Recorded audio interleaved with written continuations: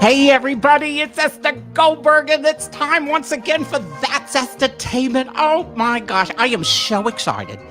This show is not only my very second show back, but it's my first show with a fabulous celebrity who happens to be a good friend of mine. Today we're going to have the fabulous, the incredible, the legendary Ruta Lee is going to be joining us today, and she's got a new book out called Consider Your Ass Kissed, which... oh, God, I can't. My ass hasn't been kissed since the pandemic.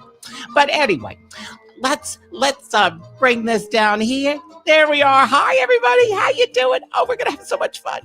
Anyway, we have so much to cover, so I'm not going to sit here and babble about absolutely nothing because we have such a sweetheart on the show today, and we're going to bring her on right now. It is the incredible, the astounding, the beautiful, I just love her more than life itself, Ruta Lee.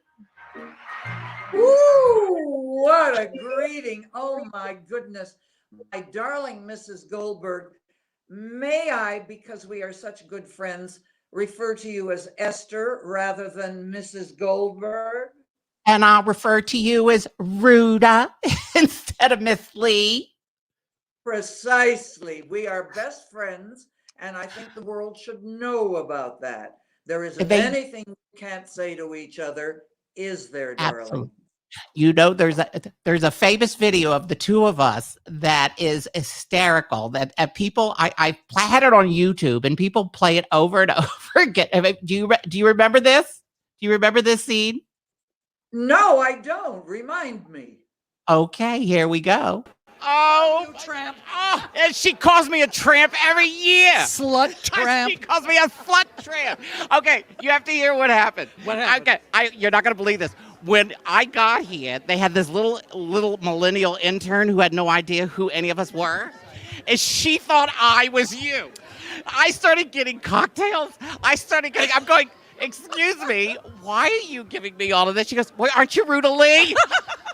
Am I right? I swear. Do you know how happy that makes me? I was like, she has better clothes than me. But darling, you have such a presence that everybody should take lessons on presence. And I don't mean E-N-T-S. Look at this. Bitch has already got a cocktail. Of course. I swear to God. Well, I have a divine husband who went and commandeered this. You know, every year that you and I get together, you're the one interview that everybody gets totally excited about. It's like, oh my God, what is she going to say? I said, she's going to say hello, tramp, slut. She will. She does it every year. Well, you are, and the point is, you are at the end, you should excuse the expression, the tail end of the red carpet. Which is where I always want to be, because I get everybody as they go in. You got it, and you are the one that sets the theme for the evening. Thank you so much. You make us laugh and smile and pinch your ass. Oh, shit, it's still tight. I got a good guy in Beverly Hills.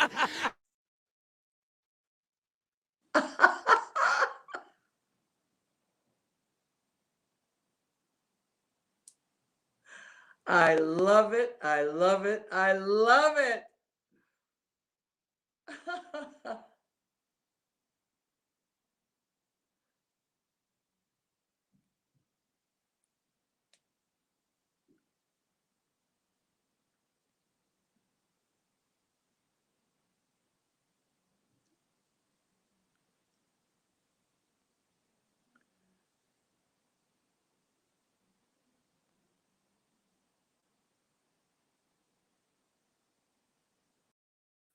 There we go. All right. Ruta. I lost you, Ruta. There you are. Okay, we're back. We had a moment there. But is that hysterical? It is fabulous. I love it. I love it. Two loving bitches having a great time together. And right. Don't we always, I tell you, my darling Esther, life is so much more wonderful, bright, colorful, with you kind of conducting the orchestra as we sail through every day. Thank you for being in all of our lives. You're a sweetheart. All right. So you got this fabulous book. I just love it. This book right here. There it is. Consider Your Ass Kissed. after all these years and all the people, I mean, I'm telling you, you've entertained and been friends with everybody from kings and queens and royalty to people like me. And you decided, who made you decide to write a book? Did you wake up one morning and go, okay, I'm going to write it? No, I'd been thinking about it for probably 10 years. And because I never considered myself a writer, I failed, as I write in the book, typing 4 times in high school. So I could never just sit down at a computer and do this. A friend in Texas who is a PR maven, Barry Rogers, said, Ruta, the stories you have to tell when you visit on any local radio show or whatever show that we're doing here in Texas, you have such great stories to tell. They should be shared. And I've heard that all my life. And I thought, well, one of these days I'll do it. Sure, sure, sure. Well, he really pushed the envelope, and he flew out from Texas and sat with me 2, 3, 4 weekends in a row. And we literally recorded, Esther, all of my stories. And he transcribed them and typed them, and then came the edit. And I'm very thrilled to say that, yes, I said, oh my God, I should have said more about Lucille Ball. I should have said more about Gene Kelly. I should have said more about Sammy Davis or Frank Sinatra. But there'll be another book maybe. But like Shelley Winters. Yes, yes. Fortunately, the editors and the publishers didn't change a word. And so I'm thrilled to death that the comment that I hear from readers is, it was like sitting down and having a cocktail with you and listening to your stories and swapping stories. And I just love that. That means my voice carried onto the black and white of the written page. And I'm very, very grateful for that. And I have to explain, in case, because there are places in the world where to this day I can't say ass. Now, of course, my attitude is, if Jesus could ride into Jerusalem on his ass, I can kiss it, right? And you know why? If you say, consider your beak kissed, it sounds a lot dirtier to me than ass. Let's put it Thank you very much. So your first, I was reading it. I got a copy of the Galleys, and but my favorite, it was just, I knew it was going to be fun when I saw the first chapter said, "How I Got Laid on Hollywood Boulevard." Yes, with Tiger Woods balls flying over my head. Are you serious? Yes. Okay, hold on, woman. Hold on, wait a minute. Okay, so you're getting laid on Hollywood Boulevard. Tiger Woods balls are flying over you. Okay, do tell. Well, I know this one. The city made a mistake and issued 2 permits for the same area on the same day at more or less the same hour. And Tiger Woods was hitting balls off a tee out in front of Grauman's Chinese Theater, where, thank you God, my star is. Right. And down to Highland Avenue. Now, you would have thought that Tiger, seeing all the press and 1,500 people gathered, at my star, would have come over and said hi, and, I'm sorry, or whatever. I mean, I had the Hollywood High School band and the drill team and everybody, standing there and playing and doing it. I guess he thought they were for him. But so as I put in the book, sorry, Tiger, next time. Oh my! And by the way, here's a picture. Oh, isn't that a fun picture? And look who's behind me, honey. I 2 know. of my favorite people in the world. My darling Debbie Reynolds, your good friend and mine, and Alex Trebek, my good chum, who did the foreword to my book. I read that. How? I'm glad. Well, that's like so incredible. I mean, Debbie Reynolds, her musical director was my musical director here in Vegas. Joey Singer. Joey goes, oh my gosh. Yes. I read about this in the book. I was in Mexico when my darling Debbie died, which was very foolish of her. And then, of course, her daughter first, and then she. And George Pinocchio, whom you know and is an admirer of yours, He's the red carpet man for ABC television. He's the Hollywood Reporter, and does all the awards and the events. Was down with his wife, and my godson and his partner were down, and they took me aside when we were down for dinner to give me the news about Debbie dying. And of course, I was devastated. And God bless George. He said, "Can you do a few minutes now here on the wharf where we're having dinner, talking a little bit about Debbie?" Well, I was thunderstruck by this happening. This is my best girlfriend. Mhm. And somehow it was either Debbie putting her hand on my shoulder or God himself putting a hand on my shoulder and saying, talk about your friend. And instead of the 3 or 30 seconds or 3 minutes that I thought I had to fill, I Mhm. filled a good 30 minutes. And George told me that we had umpteen million viewers at that time, because it was going out live on ABC, and it was just absolutely amazing. But what I started to tell you is that I got a call saying that not the funeral would be on a Friday, on this day Right. before, that there would be a reception at Carrie's house for the Mhm. girls, all of which was fine and good. But now I was asked if I would do something at the funeral itself at Forest Lawn. By the way, she and Carrie have the most beautiful statue of Martha and Mary, that seems so Oh. appropriate for these two Mhm. terrific ladies, Mhm. great broads, as we would say. And I thought it was going to be in the chapel where there would Right. be a piano or an organ, and I would sing an appropriate song because Debbie never went to funerals, but she did go to one that for our mutual girlfriend, who was the founder of Redken products, all those beautiful hair products.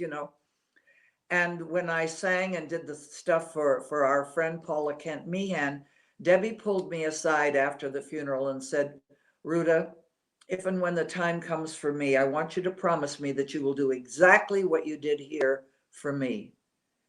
Mm. So now, okay, I thought I'll do that at her funeral. We get there, and I discovered that this whole thing is going to be done outside on the lawn in front of this beautiful, mausoleum Right. crypt that Right. they've got. And no piano, no organ, no nothing. A cappella. And fortunately, Todd Fisher, of course, Debbie's son, had brought the singing nun guitar that Debbie used No way. to the funeral. And God bless Joey Singer, not only a marvelous arranger, conductor, musician beyond brilliant, but he knew how to play the friggin' Guitar. instrument, Right. the guitar. So he played for me, and I sang a couple of songs for Debbie. And I keep thinking, doesn't God work in mysterious ways about Mhm. putting the people he loves together and having them share moments in life and in death that are important? Such a So small. I feel like that was such a great blessing. And then, of course, Todd put together an event honoring his mother and sister in the big, huge auditorium at Mhm. Forest Lawn. And I swear, no producer in this world could have done a more beautiful job than Todd did, because it was a beautiful extravaganza show with Mhm. wonderful speakers, wonderful dancers and singers. They did Singing in the Rain with umbrellas and things on stage. It was Wow. absolutely fabulous. And he Un even had R2D2 for the girls. for Carrie. Came out. Aw. Isn't that sweet? It It was is. absolutely spectacular. So obviously that talent came from mommy through the genes to her children as well. Did this make it into the book? Yes, yes, I did. Not the full story, but a Right, little right, right. A little piece of it. A little but tantalizing. it felt so good that I could give back to Debbie what she wanted from me. You know, she asked for very little. Debbie Reynolds, I have to tell your viewers, was absolutely the most generous lady I have ever known in my life. Frank Sinatra was the most generous man I've ever known. Debbie was the most beautiful and generous lady I've ever known. How long were you friends? How long were you? How long was your friendship started? When 60 did it start? years, 60 Wow. years. Now, the two of you created or started Thalians, and now was I it Debbie was and not one of the creators. Debbie was one of the founding members. founders? Right? Yeah, I came in 5 years later, and Debbie would see that I performed well when I had to. If I was given an assignment or a task or I took one on, I did Hmm. it. I put my work and effort and my work ethic into whatever I promised I would do. And Now, go ahead. go ahead, darling. I was going to say, so I have a lot of listeners and viewers, and that don't know what Thalians is. Could you tell them what the work is and what Thalians is all Oh, about? absolutely. Now, Thayans was a group put together, wow, 65 years ago now, by a group of young Hollywood types that got tired of being called hard drinking, pot smoking, drug induced assholes that had nothing to contribute to society. Gasp. And they said, you know, we hang around and have drinks together and sing around the piano and party. Why don't we put something together, sell a few tickets, invite a few people, and raise some dollars for a worthwhile charity? Hmm. So who do they send out to find a charity but Jane Mansfield and Mamie Van Doren. Now between the two, Wow. it had to be 95D bus size, right?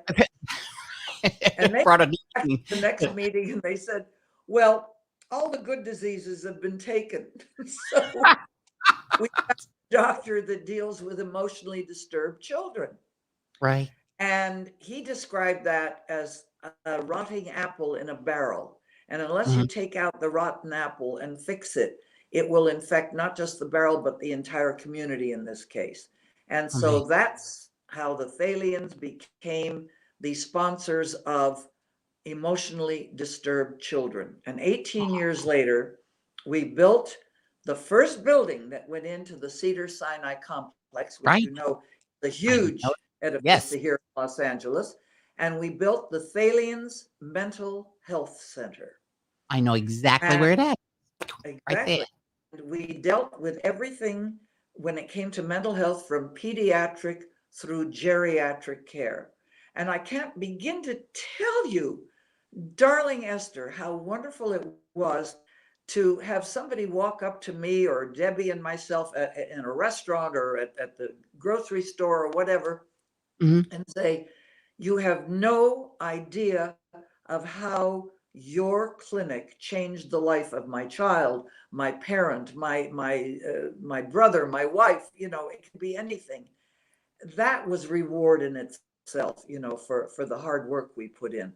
But then about 55 years later, we woke up to the fact that we were missing the boat in one area, and that is that we were not paying attention to the plight of the returning veterans, those gorgeous young people that put Yeah. their lives on the line for us anywhere in the world that we send them. And then they come up back, and especially when it comes to mental health, fall through the cracks. Mhm. And we don't even know. And so we switched our focus and our allegiance. And we joined up with UCLA and Operation Mend. And OpMend takes care of the broken and fractured bodies of these Mhm. beautiful young people, while Mhm. we Thalians are trying to heal the broken and fractured mind and therefore spirit. And I'm so proud of everybody that has worked for us and with us. And I'm especially grateful to any of those people, your listeners included, who might find that they have $5 to send, Mhm. 50, $500,000 to send to the Thalians, THALIANS.org, and contribute I'm going whatever you can. I'm gonna Esther, put that when this is over, and I sent and I have to edit it. I'm gonna put all that information in, so when people watch it, they can get the URL and everything to donate and to send. Are you still gonna do the? Are you still doing the Thalians Ball? Is that well, we haven't been able to do oh, anything for the last 2 years, right? there Of course. are stuck. So I've been especially grateful to those people who have managed to send and contribute something. And Esther, Americans, God bless us, we're the most generous people on the face of this earth. And if you just give your story and your need, somebody will help you fill that need. And all I can do to all of those people that do that, whether it be for my charity or somebody else's, please, especially on behalf of the veterans we take care of, consider your ass Yes. kissed. Yeah. Okay, so you mentioned another person that we have to cover because people are going to ask about. I'm looking at some of the remarks here. People just love you already in the comments. But you said there were two people, Debbie Reynolds and Frank Sinatra. Well, I know that you did. Oh God, what was the movie? Sergeants. What was it? Sergeant 3. Sergeants Sergeant, 3. uh-huh, which I was was reading. a Western remake of the classic Gunga Din with Right. Sammy Davis doing Gunga. Who can make the sunshine? Sammy Davis, Mr. Bojangles. So yeah, because in the book you have a whole section on this and all these incredible pictures from the picture. Yeah. From the picture, exactly. I have to tell you, there's a story that I do in the book, but I'd be happy to share with you, and that is that I got the job in a most peculiar, serendipitous, God-blessed way. I was invited to see Frank Sinatra, whom I'd never seen live. I was too young to be part of the craze in New York when he was an up and comer, and girls Mhm. screaming and fainting and passing out. But I did have all the unrequited love albums that he was doing, and the Come Fly With Me albums, and I played Frank Sinatra morning, noon, and night, which I still do. And I was invited to see him play at the Combo. Oh And wow. so I went to his opening night, and my host, who took about 12 of us, had the front table, and Frank's orchestra filled the entire Macombo stage. As you know, nightclub What? stages are really very small. And he was working on a tiny little dais in front of the stage. And there were some of the audience were sitting back around behind him and the little dais that he was on. Mhm. And of course I sat there with my mouth hanging open because Esther, Mhm. that nobody was as enchanting, enthralling, mesmerizing as Frank Sinatra was on that stage. Of And I course. sat there with my mouth hanging open watching him. And a note came around to my host saying, "Would you mind bringing Miss Lee over to say hello? I'd like to say hello to her." So we went around to the gentleman who was a little bit behind where Frank Sinatra would have been. And he said, "Hello, Miss Lee. My name is Arthur Hornblow Jr., and I am producing a movie called Witness for the Prosecution. And I have just given you a very unique screen test. I watched you watch Frank Sinatra, and I think you would be a very good love interest for Tyrone Power in my movie, Witness for the Prosecution." And he said, "Can you come in and meet the wonderful Billy Wilder?" And I said, "Is tomorrow too soon?" And he said, "No, come on in," which I did.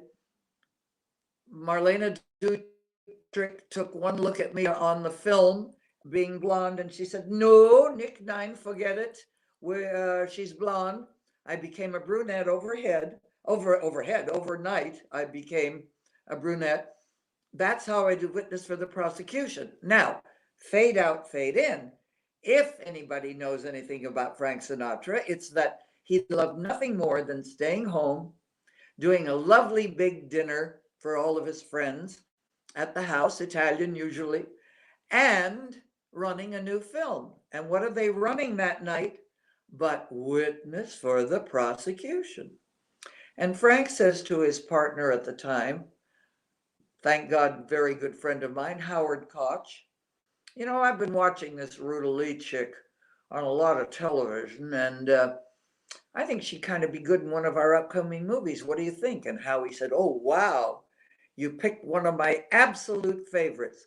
That's how I got to be the leading lady in Sergeants 3, and Frank Sinatra never knew that the movie that he saw, Witness for the Prosecution, I got because of him. Now, is that a real Hollywood story or what?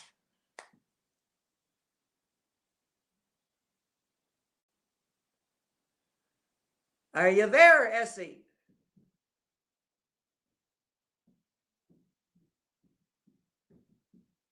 Oops. Can you still hear me? Should I pay you some wonderful compliments about how beautiful you look? And how I like your hair better than mine. I want to go to your hairdresser.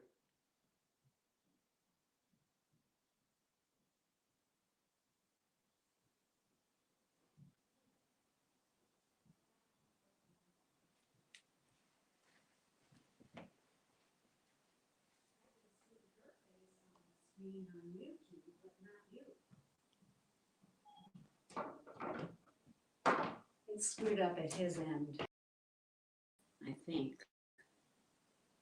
I don't know. I know. Well, he told me he just lost everything. So just sit there and keep smiling, because I could see on the Okay. screen upstairs, I could see everything you said. And My then question he's is, gone. can he hear me? Should I keep talking? Yeah. Oh, there's Esther. Hey, Ah, sorry. we're back. We lost everything. You went out, your wireless went out, which then knocked everything else out. How crazy. Oh my gosh. Okay. So where did we leave off? We left off, we were talking about Frank Sinatra. I'm gonna have to edit this all together into one interview. Yeah, it was the wireless went out because I have like a 1 gigabyte download and upload. So it was like when we lost you, we lost the whole feed thing. So it's okay. We'll make this work. And hopefully this will all, yeah, everything's here. Did she ever hang out at the Garden of Allah? Anyway, we were talking about Frank. You had seen him perform. You were watching him. Your jaw was dropped. And then when you went out. Okay. So shall I continue now?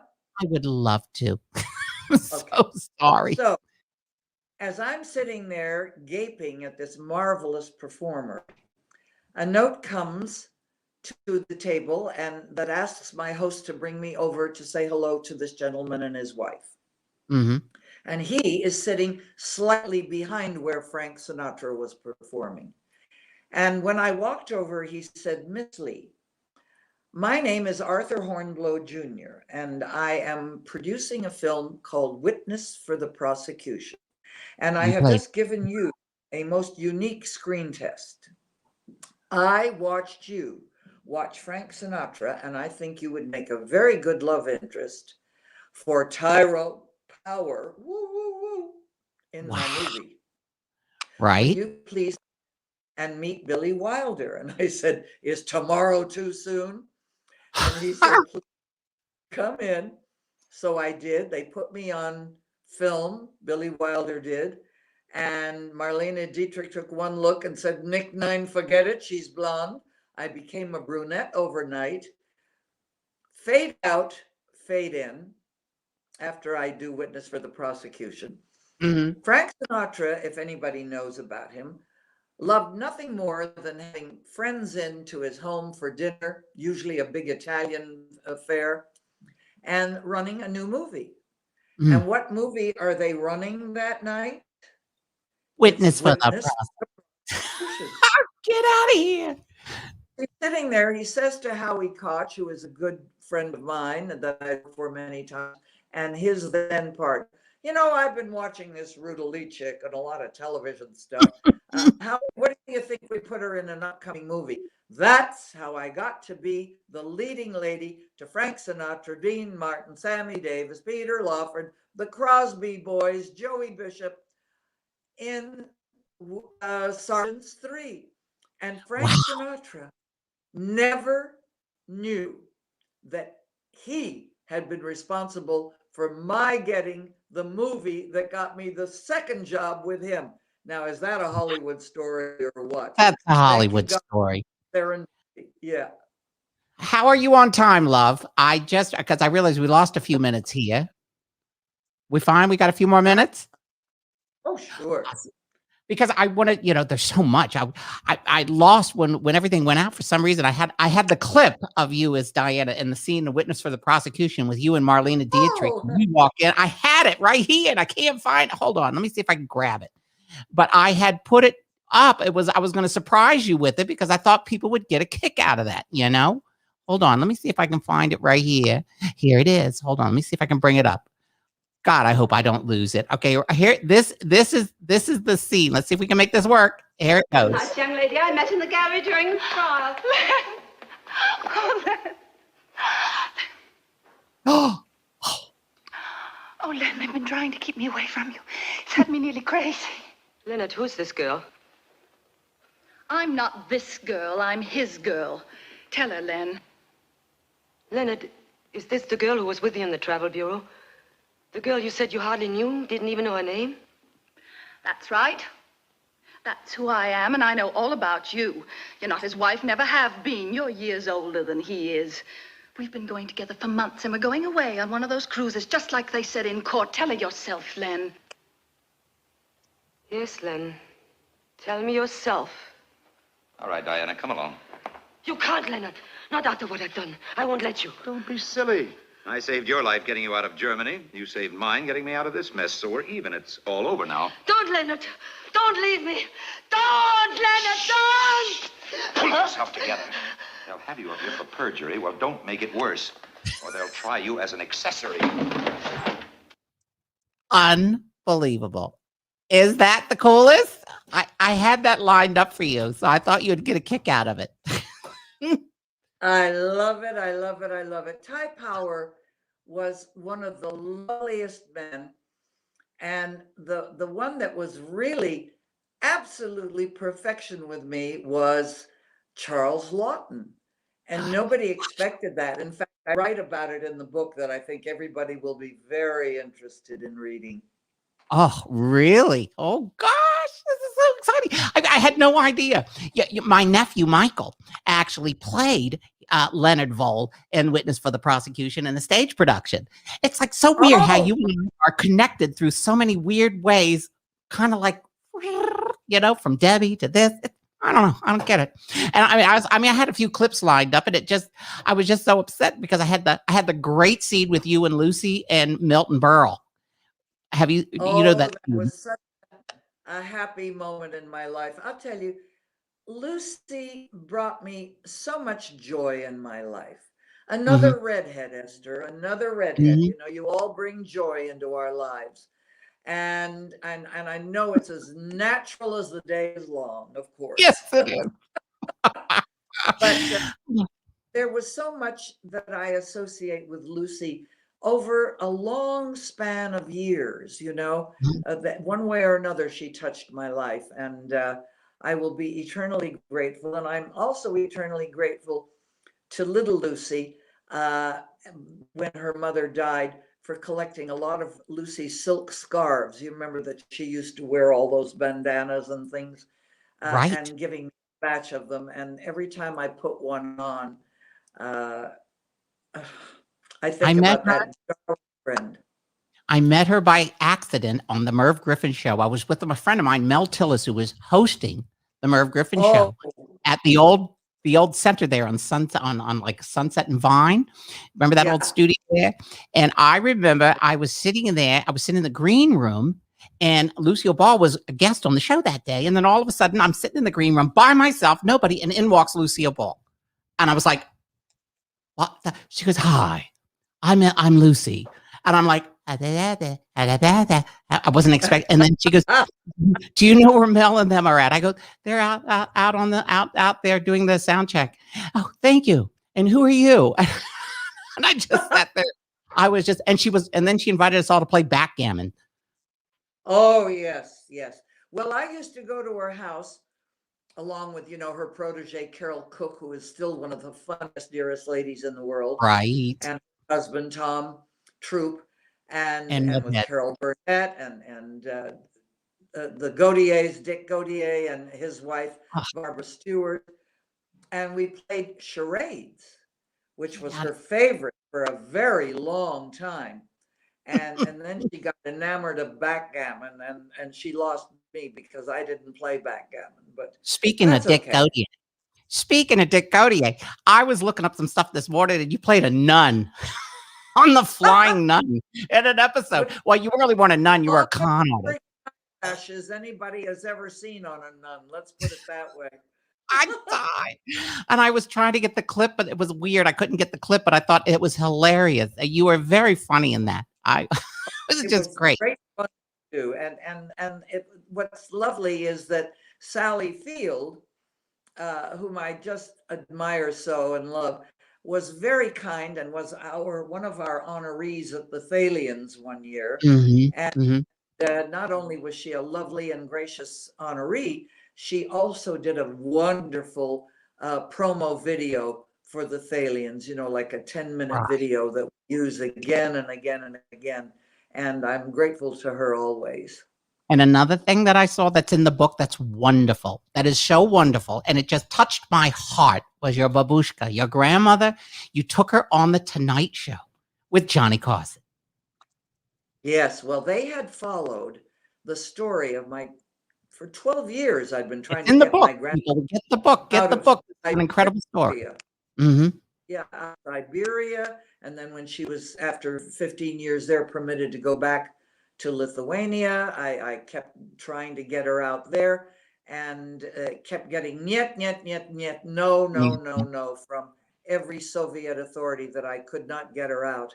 And they had been following this story of my trying to get my grandmother out for a long time. So that after I got her and she was permitted to come to the United States, all because I got a little drunk and disorderly is what I did. The more wine that was poured, the more obvious it became that I should do something rather odd and dramatic, which I did, and called Khrushchev. And when I got permission to bring her home to the United States, I talk about this, Esther, and I mean it from the bottom of my heart. This little lady, we didn't have jetways then, remember, this is back in 1964. She stepped down off the stairs of the plane, dropped to her knees on the ground, kissed the tarmac, put her hands up and said, "Hello, America. Thank you, God." And it's very difficult for me not to well up every time I even think about it. This 95-year-old lady appreciating, loving, cherishing her newfound life in the United States, where she had always wanted to come. And ended up on the Tonight Show. That is unbelievable. So the boys, said, "You've got to come when we come out to California." And there she was, rocking back and forth in her chair. And of course, Johnny didn't know what was going on. And she was fabulous, absolutely fabulous. And I miss her terribly. She lived 2 years, 2 months, and 2 days. And Esther, the notes that I got and the condolence messages and cards and letters talking about how they all pulled and prayed for me to get her here, it was overwhelming. Again, I say, Americans are the most generous people in the world. So, Ruta, this has been wonderful. I thank you so much. With a couple of technical glitches, but we're going to fix it in post. People can get your book. They can order it online. They can get it at the bookstores. What's the best way to get your book? Well, I think so. Of course, I want everybody to support their local bookstore as best they can. They need the business. Or Barnes and Noble locally. You can put an order in and it'll get to you. Or Right. if you're in Hollywood, go to Larry Edmonds. He's got it right on hand, Right. And also Amazon. Amazon.com, And I Yeah. just hope everybody will read and enjoy and know that I say from the bottom of my heart, and in fact from the bottom of my bottom, which is my best part, consider your darling ass kissed. Aw, you're a sweetheart. Well, listen, I'm sure that was Harlan on the phone going, will you tell that old Jew to shut up? She's keeping Ruta on, and she's got other appointments. But listen, I know your ass is heading to Mexico too. So Yes, you have it a is. wonderful I've had time. a place there for a long time, and you're welcome to come. So now listen, my darling Esther, be it Hollywood or Vegas or Palm Springs or Mexico or Texas or wherever I have libation, you must come and share with me. We'll have a glazel tea, Esther, a glazel tea. Oy vey. My darling, you are the best. When I get in, I'll get in touch with Judy. And somebody just said, look at this. Somebody wrote, look at this. Somebody said, enjoy the both of you, gorgeous ladies. Oh. Anyway, my love, buy the book. Buy the book, folks. It's an incredible book. Ruta Lee, you are the best. I will see you soon when I'm back in Hollywood. We're gonna try to do the monthlies at the Hollywood Museum, and then you'll come in and we'll all be great together. idea. I'll help All you right, the my best love. Everybody, give it up for the absolutely gorgeous, beautiful, fabulous Ruta Lee. There she is. Thank you, love. Bye-bye. Bye-bye. Love you. She is such a sweetheart. She is such a sweetheart. All right, everybody. That's this week's episode. We'll talk to you soon. This is Esther Goldberg with That's Entertainment. And thank you so much for tuning in into the beautiful, gorgeous Ruta Lee. Bye-bye, everybody. Dun, dun, dun, dun.